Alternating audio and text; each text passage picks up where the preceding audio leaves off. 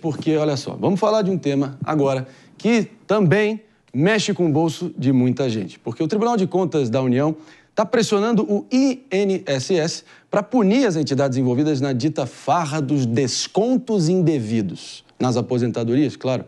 Vamos para Brasília com o Henrique Carmo para entender exatamente do que se trata essa farra e como que a gente pode fazer para ajudar quem teve, claro, um prejuízo nesse benefício. Tudo bem, Henrique? Bom dia.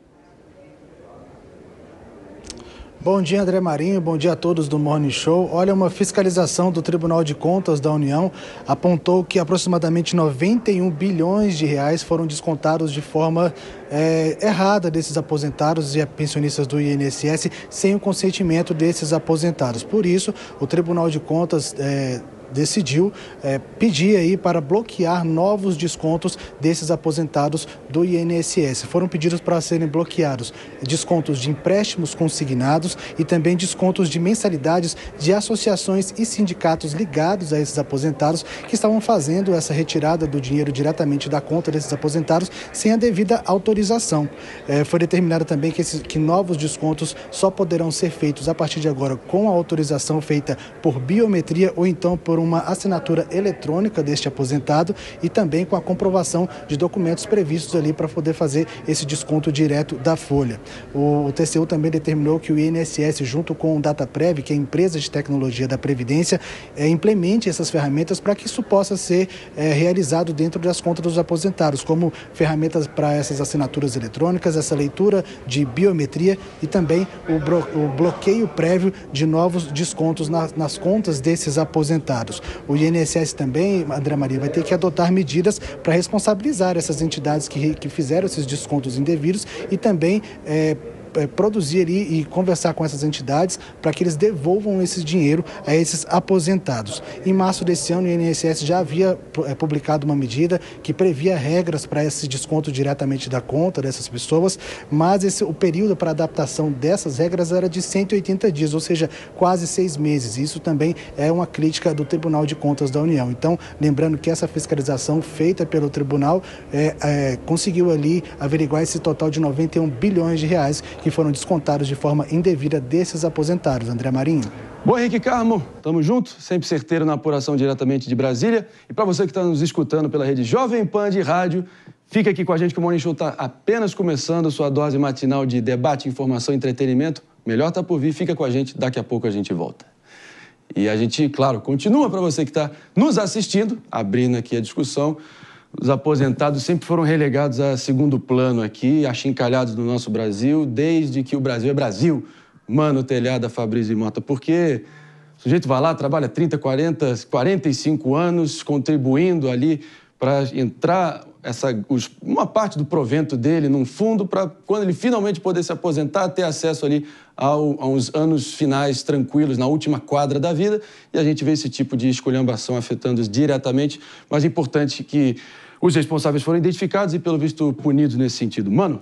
E precisam ser punidos. Eu acho que a gente não pode esquecer que desde que tivemos a reforma trabalhista no governo Temer, os sindicatos tiveram uma redução brutal e justa da sua arrecadação, porque os trabalhadores antes eram obrigados a pagar o imposto sindical, independentemente da sua vontade de contribuir com os sindicatos, e, uma vez libertos dessa obrigação, optaram por não fazer essa contribuição. Desde então, os sindicatos vêm tentando encontrar formas de ampliar a sua arrecadação sempre por meio de atalhos. Tivemos a questão da chamada contribuição assistencial, que seria um imposto sindical com outro nome jurídico, e agora temos essa notícia de que estavam descontando remuneração de aposentados sem a autorização expressa dos próprios aposentados. Isso precisa ser devidamente investigado e precisamos mudar de uma vez por todas essa lógica de tentar retirar dinheiro das pessoas contra a vontade delas. A liberdade de associação, e para que tenhamos associações e sindicatos que de fato representem os seus representados, eles precisam ser capazes de convencer voluntariamente que as pessoas contribuam. Jamais tentar um atalho que enfie goela abaixo essa retirada de recursos. O que o Mano acabou de dizer e finalizar o comentário dele, na minha humilde opinião, Mota, é, claro, o ideal, a utopia, mas no Brasil, das organizações sindicais e conforme elas operam, você tentar falar que tudo é uma questão voluntária, a liberdade de associação é completamente solapada pela coerção, porque ninguém que é trabalhador de fato, não vou dizer ninguém, tá? Mas a esmagadora maioria, eu posso garantir, não querem ficar sujeito aos caprichos de sindicatos nesse nível, né, Mota? Qual é a tua opinião? Vamos voltar com o áudio do Mota brevemente? Opa, agora sim, tá de volta. Vai que é sua, Mota. Esse é um assunto complicado, Marinho, da base a debate muito interessante, porque envolve uma discussão entre a responsabilidade individual e o papel do Estado, né? Eu tenho certeza que o Mano vai adorar entrar numa discussão como essa, porque, na teoria, o ideal seria que cada um cuidasse de si, fizesse a sua poupança, a sua economia ao longo da vida, para, quando se aposentar, poder ter uma condição melhor. Mas a verdade é que muita gente não acha que não vai ficar velho nunca, acha que esse dia nunca vai chegar e vive de uma forma irresponsável do ponto de vista financeiro. Quando fica velho, né, precisa da ajuda do Estado. Essa medida que a gente está comentando é muito boa, porque eu conheço um caso de uma pessoa que não sabe ler e escrever e que foi enganada. Ela se aposentou e aí ela foi abordada com uma promessa maravilhosa. Você sabia que você pode receber um dinheirão? Esse dinheirão era um empréstimo consignado. E aí fizeram ela assinar um contrato que ela assinou e acabou que uma boa fatia da aposentadoria dela era retirada todo mês e ela não entendia por quê. Ela não sabia, não tinha consciência que tinha feito um empréstimo. Então, essa medida é muito boa. Mas num país onde a gente não consegue punir nem homicida, eu tenho pouca esperança que a gente consiga punir vigaristas. Boa, Mota. A gente é importante ressaltar aqui que o Brasil está ficando velho antes de ficar rico, né? No momento que a gente está de volta, para você que está nos escutando, estamos discutindo tudo aqui, claro, sobre a punição que foi lançada a entidades que estão prejudicando pensionistas, aposentados, toda a questão também envolvendo o INSS. E o bônus demográfico do Brasil já foi, né? A gente está ficando velho antes de ficar rico e é um desafio que projeta uma armadilha demográfica que vai, com certeza, sugar o país para um buraco negro econômico mais adiante. Claro que a reforma da Previdência adiou esse cataclisma previdenciário, mas pelo andar da carruagem, com as taxas de fertilidade e natalidade que a gente tem no Brasil, a taxa de casamento despencando, claro que afeta isso também, a capacidade de honrar os nossos aposentados no futuro. Telhada.